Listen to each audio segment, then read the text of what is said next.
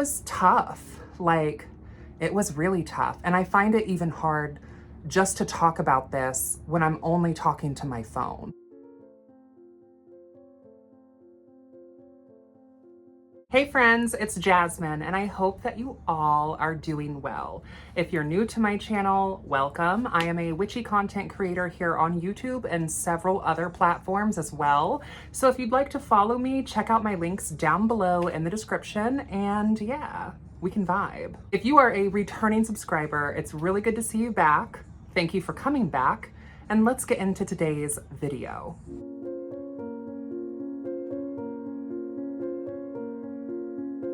This is gonna be one of those kind of hard to make videos, but one that I really feel like I need to. And maybe this message will resonate with some other people out there.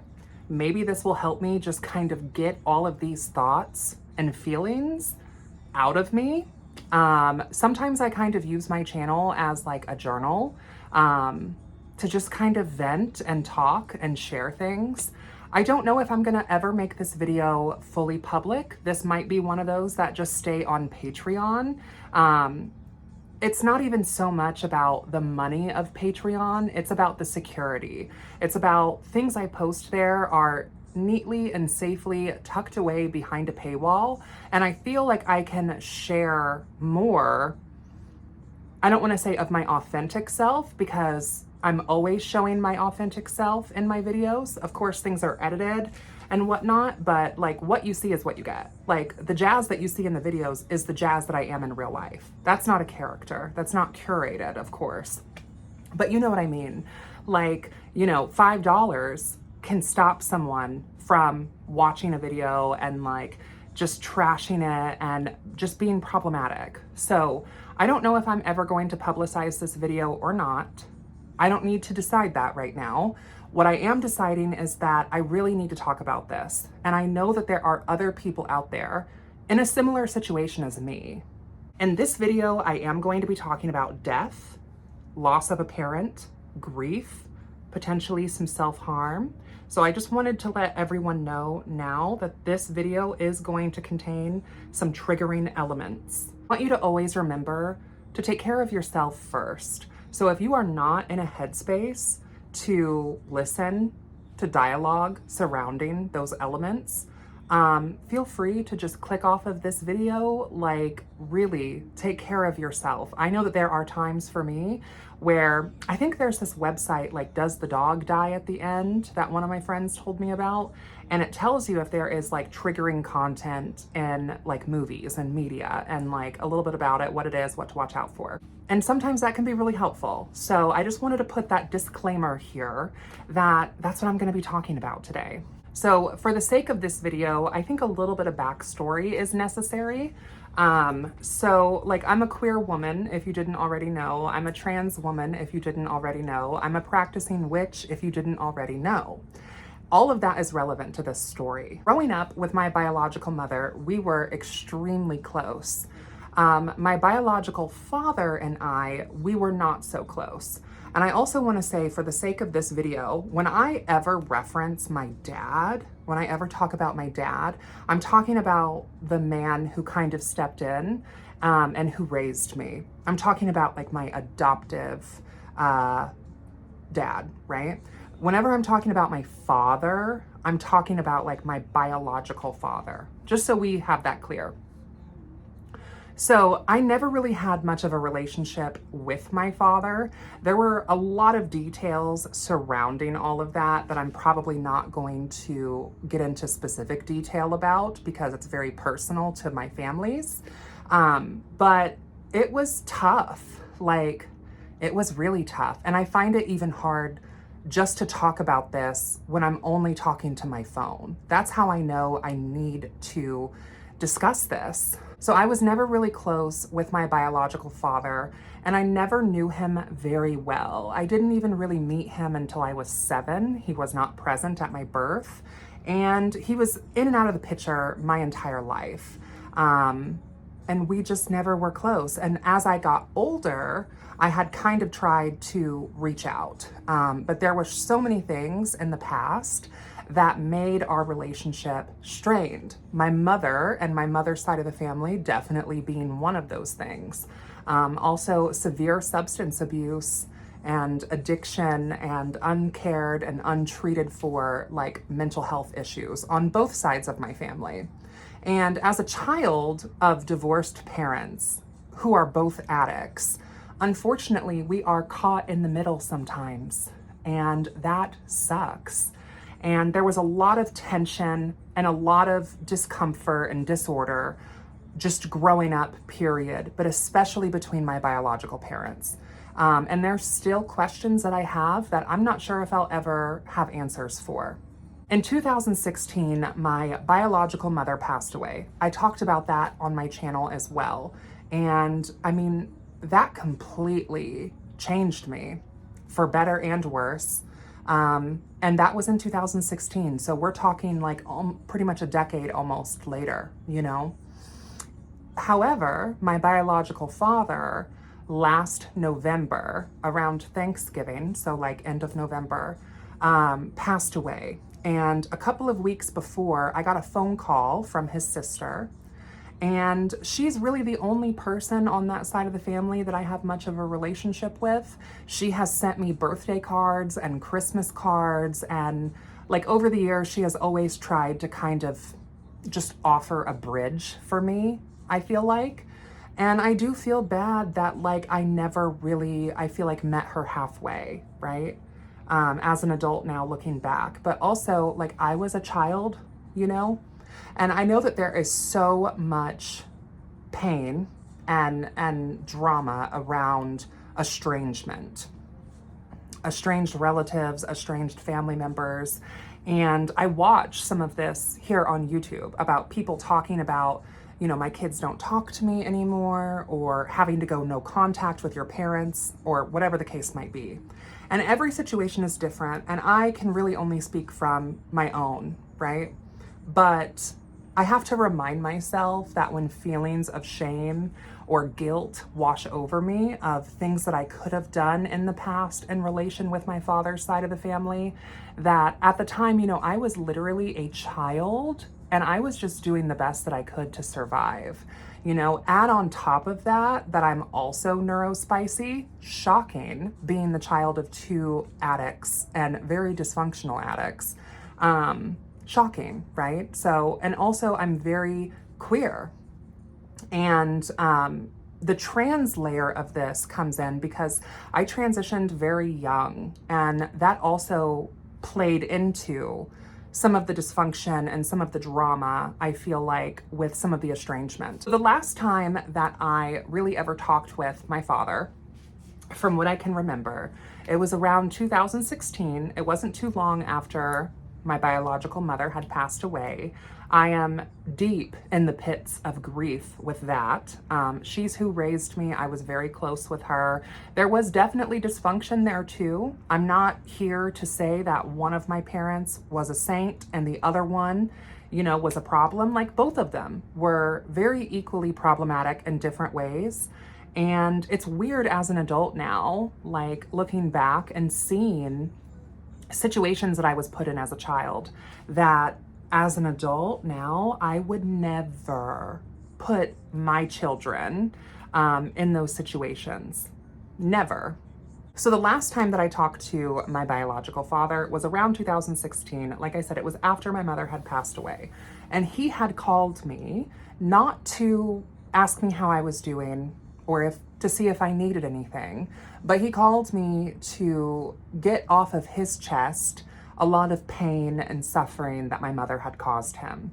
And I believe that as valid. Like I said, my mother, my father, neither of them are healthy people, were healthy people. So when he was telling me these things, it's not that I didn't want to hear it, and it's not that I didn't want to dismiss it, but it was entirely the wrong time. And also, how about you ask your daughter how she's doing? Like, hello, can we start there? So, and he was really intoxicated when he had called me, and the conversation just did not go well. And that was really the last time I ever talked to him. And also, you know, with losing an estranged parent, one of the things that is so weird about this experience, and I'm sure there are other people out there that can relate to this or might relate to this later on. I think that's part of why I want to share this. One of the things that's so weird about it is like with my mother, we were so close. So losing her and experiencing that level of grief was just overwhelming. With my father, it's not that I'm not experiencing grief, because I am, but the grief that I am experiencing having lost him is really more grieving potential. And that is so weird, you know?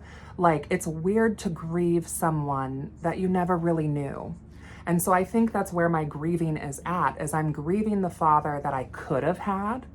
And this is in no way like a diss against the man who stepped up and stepped into my life and who raised me and who's a wonderful dad. I'm actually getting ready to go on vacation and actually go see him, and I'm really looking forward to that. But, you know, like it's weird, right? Because your father is your father. Whether you talk to him, you don't talk to him, you go no contact. I don't think that there should be any shame in that. I am absolutely not one of those people that are gonna sit there and be like, well, he's your father. That really means nothing, you know? It really just means that he took a place in your creation. That's about it, in my opinion. You know, there's ancestry there and there's things to explore there. And I have been sort of looking into that because I never really knew that side of the family. So there's a whole half of my red soul, if you're following like a American traditional witchcraft 3-soul paradigm. I have felt like there's this whole half of my red soul, this whole half of my ancestry, my cultural ancestry, that I just don't know anything about, like nothing about. So I've totally fallen down a tangent there. But a few weeks before Thanksgiving, my aunt, who I've remained in contact with, called me basically. Well, she texted me first and she was like, hey, your father is not doing well. Like, he's really not well. And basically was like, can we talk? And I was like, okay. So I kind of like opened the door because I was curious. And I was never really sure, right? Like, if he were to pass away, would I ever know? Would anyone ever reach out and tell me? I didn't really know what to expect. So I wanted to take advantage of this opportunity. So I talked with my aunt on the phone and she basically tells me that, you know, he's really not well, and that he's been really, really sick and he's been a nightmare to get to take care of himself and go to the hospital, and he's been giving his wife a lot of hassle. Also, like, my father didn't even live in the same state as me. So there was that too. I mean, he was 3 hours behind me on the Pacific Northwest coast. So there was that sort of barrier as well. And my aunt pretty much tells me, like, do you want to fly out with me? He's really not well and this is probably going to be it. At that time, I could not just drop everything in my life and fly out there. One, I don't even know what I would do if I did. You know what I mean? Like, what am I gonna say? What could be said at this point where there's going to be anything there? And, you know, when trauma responses happen like that, or when trauma happens like that, oftentimes we go into various responses, right? Like there's fight, flight, fawn, and freeze. And I definitely felt just completely frozen. Like, I didn't know what to think. I didn't know what to do, but I knew that it was not responsible for me, or good for me to fly out there, because that would really just disrupt my natural sort of cycle and rhythm and my life and my schedule. And, you know, maybe that's selfish, because I know some people are going to be like, well, you only have one opportunity to attend your father's deathbed. And I chose not to. And I think that that choice is completely valid. You know, we all have to decide for ourselves what is best for us. So if you are ever in a similar situation, just know that, and know that no one can tell you like what is the right decision for you. So I chose not to go. A couple weeks later, he passes away, and I'm informed of that by his sister, my aunt. And I'm also in contact with his wife. You know, we had talked on the phone, and basically the family had decided that, you know, he was going to be cremated, and then he was going to come back here to Indiana, and he was going to be buried. And that's what I was told. And so I think that they were going to have some sort of celebration of life with like friends and people out in Washington. And then later there was going to be like a celebration of life and burying the ashes here in Indiana. And so then I was presented with the invitation to attend his funeral, which is also not something that I was really even thinking would be a thing, because I haven't talked to this man in probably a decade. And we never really were close. We never really had a great relationship. And so, like I've mentioned, I wasn't even sure I would be informed that he had passed away. And so I wasn't even really thinking about attending his funeral or not. I don't know if any of you have ever been in a similar sort of situation, but it is so weird and unnatural feeling to be told that your biological father has passed away and feel nothing. Like, nothing. I don't, like, not wishing him ill, not like rejoicing his death, but not having any feeling. Like, that's weird. And I have lost quite a few people actually in my life, relatives, friends, family members. I mean, like, grief and loss is something that I have been around my entire life. I think that's a big reason why the craft has always really spoken to me. I think that's a big reason why darker spirits or deities have always really spoken to me, why the chthonic sort of vibe has always spoken to me. So, and it's also really weird to be invited to an estranged relative's funeral, like your father's, and like, do you go? Do you not go? So once again, I felt like I was met with this dilemma, right? Kind of like when I was offered to go attend basically his death, and I chose not to, you know, and I don't regret that, by the way, at all. But when I was offered the opportunity to go to his funeral, I really had to think about it, because my initial reaction was absolutely not, I'm not going to that. But something in me felt very just called to go. I felt a strong force or maybe encouragement by maybe my higher self or another ancestor of mine. Whatever. I felt a strong sense that I needed to go to this funeral. And I told myself, if we are going to go, like, why are we going? Like, what purpose does this serve? Because I have to be extremely mindful of also taking care of myself and my mental health. And I cannot afford to allow myself to fall into the abyss. I cannot afford that. And like you, we are worth more than allowing ourselves to rot. Like, we are worth so much more than that. And I do genuinely believe that this life can be so horrific and so cruel, and it can also be so beautiful at the same time.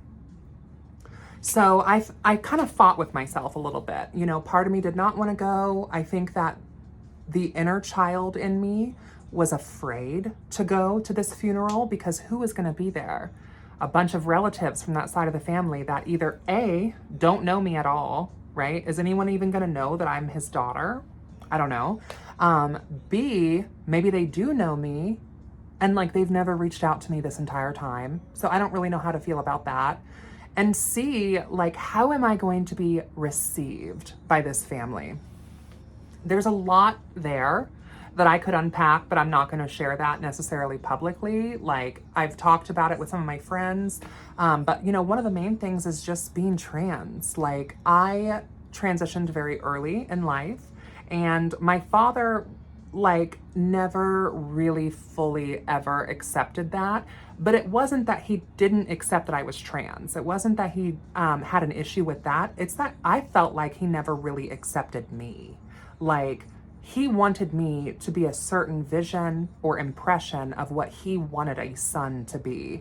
And no part of me was ever going to be any of that. Like, that's just not who I am. And instead of him having an opportunity to get to know me, his daughter, and like appreciate me, he just kind of disappeared. And I think part of that has to do with the trans thing, but I think a lot of it also has to do with his own childhood. And I think a lot of it has to do with the issues between him and my mother, you know, like it was such a headache for him to deal with her. And so it's multifaceted. Like, was he problematic and transphobic?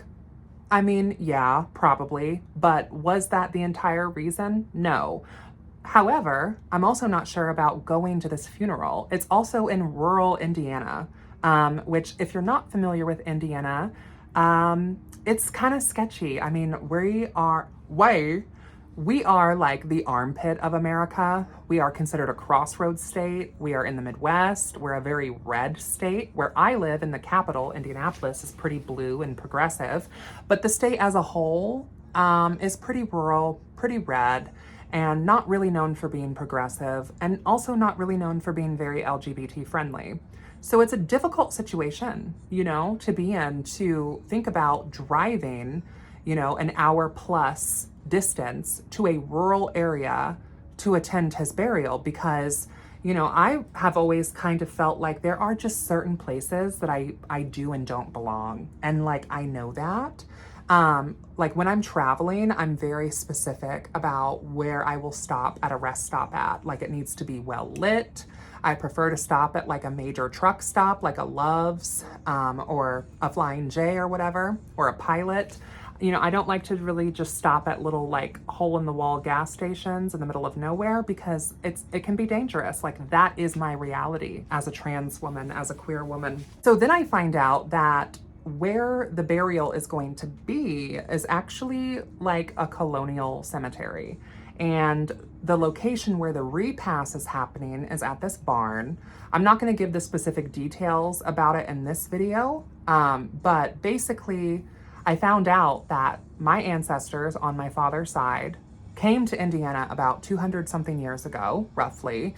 I mean, almost around the time that Indiana became a state. So my ancestry here in this state goes back to around the time that Indiana was becoming a state, as far as I know. They were among some of the first settlers. They were colonizers. Isn't that something to unpack? Still working on navigating that. But they came out and they purchased a bunch of land, and they were tobacco farmers. They were French as hell, and they farmed tobacco, among some other things like corn and cattle. And there were several families, and land was purchased, and some precarious things were done as far as acquiring land. If you're familiar at all with US history, or like just Indiana state history, there was a lot of land that was stolen and then sold to European immigrants to come out here and settle the land. And that's part of how Indiana became a state in like 1816. And this farm has been in my family for about 200 years, roughly. It was established in like 1830 something, so just 15 years after Indiana became a state. And it was a massive tobacco production, like basically finding out that I am an illegitimate princess of a tobacco empire, if you will. That's dramatic, and it's not quite like that, but it is kind of like that. And I've talked about this with some of my friends, because I'm just like, wow, this feels like this should be like a movie or something. And this is like my real life. Like, it's just nuts. So I ended up going to the funeral, and actually everyone was extremely welcoming. They all used the right pronouns. They were all very nice and kind to me. And I thought, I didn't know what to think at the funeral. I mean, it was so weird being there. I was nervous about how I would feel as someone who is so sensitive, how I would feel on the land, because this particular cemetery, not only is it recognized by the state as like a colonial era cemetery, but I have relatives, basically 136 of them, buried there. And so I was I was not sure if like the land was going to be overwhelming in that way as a witch, right? Stepping foot onto that land and feeling a sense of whatever. And I also really wanted to explore the cemetery more. There is a website called Find a Grave where you can pretty much explore cemeteries and fall down obituary rabbit holes and look at relatives, but it's another thing to actually see it in person. Unfortunately, I felt so lightheaded and so overwhelmed at the cemetery that I wasn't really able to like walk around and take pictures of some of the tombstones so I could explore later. My aunt did show me a little bit of like some direct relatives that were buried there. And I was told that I'm basically welcome to come down anytime to the cemetery because it is kind of like a private sort of thing. It's actually on my family's land. And I was told basically just like let them know if I'm coming, but I'm welcome to come down anytime.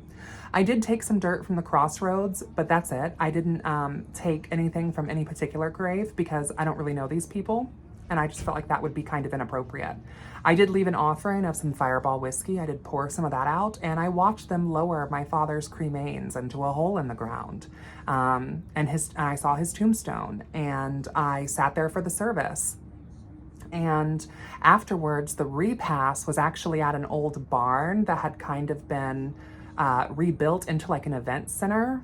It's actually a really popular like wedding venue, I found out, and there was food there and a bunch of my relatives. And again, they were all very nice to me, and they used the right pronouns and they called me by my name. And some of them I feel like said kind of some weird things, but like they were well-meaning. Like I don't know if he was an uncle of mine, because it was confusing because I had like first, second, third, and fourth cousins at this place. And so it was hard to figure out like, how are we related, right? And of course, none of them really know me or know what I look like. So they're all curious as to like, oh, like, you know, who is she? And so I think some of them just maybe were a little ignorant, but like well-meaning, you know what I mean?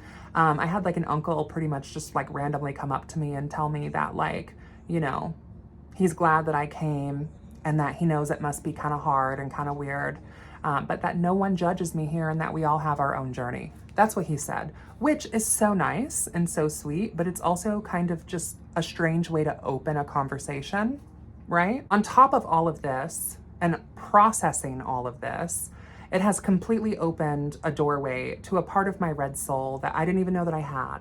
And so I've been exploring that part of my family because we do have such old roots here. And I had no idea that I have been living an hour away from where my ancestors about 200 years ago came and settled. I had no idea that it was right here like this because I've never really had a strong connection to the land. Since I've been practicing traditional witchcraft, I've developed my relationship more, but this place has never really felt like home to me, you know? And that was something weird about being around these relatives and being on this land, is that it was a weird sense of like belonging. I'm in a room full of strangers, but at the same time, I can see family resemblance. And that was like kind of uncanny, right? Because these people are strangers to me. Even though they're my relatives, I don't know any of them. So it was odd. And it's been something that I've been exploring and falling down the rabbit hole about. And I might talk about more of this in more detail later when I feel like more ready, because I'm still processing a lot of this. It's also inspired me to kind of fall down the rabbit hole about French witchcraft, something I haven't really explored before. So if you have any resources for me or suggestions about books or movies in relation to French witchcraft and like traditional French witchcraft and French folklore, please comment down below and let me know. Like on top of all of that, I'm also writing 2 books. And I can't really say much more. I've posted some teasers on Patreon, but I really can't say much more. They are going to be extensions of the Witch Flight book. So if you follow me on Instagram or Facebook, or if you're on my Patreon, then you might know some things.